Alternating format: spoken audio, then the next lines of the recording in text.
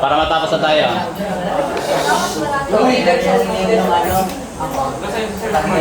Okay, so ano yung mga parts within the internal parts? Okay, una ito. Ang tawag dito? Shaft. Pangalawa, ito, ano to? Ito. Itong bakal na to. Yan. Ang tawag dito ay motor metal case. Ito. Okay, front and back. Sa loob niyan, may parts pa yan. Ito naman, ito, ang tawag dito, itong bakal na to.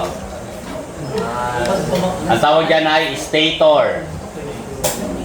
Pakisulat ha.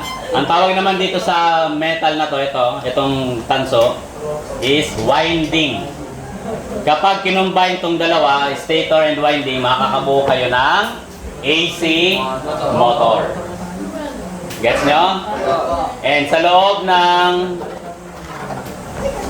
loob nito, nakikita nyo ba? Ito, may bilog dito sa gitna.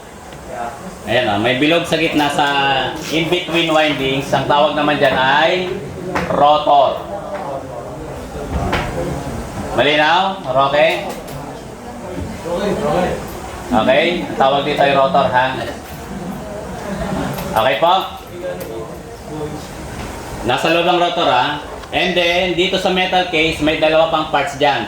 Sisipatin natin yan sa loob. Dito, ituturo ko. Nak, kunin mo ngayon ha? Yung bakal na yan.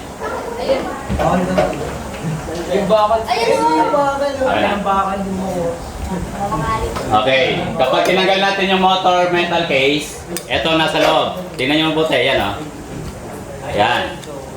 Etong bilog na to, ang tawag dyan ay bushing. Yung nasa palibot niya, ang tawag dyan ay crown. Okay na? So nandiyan naman siguro yan lahat sa inyo. Yung parts niyan ay ipoproject ko na lang dito.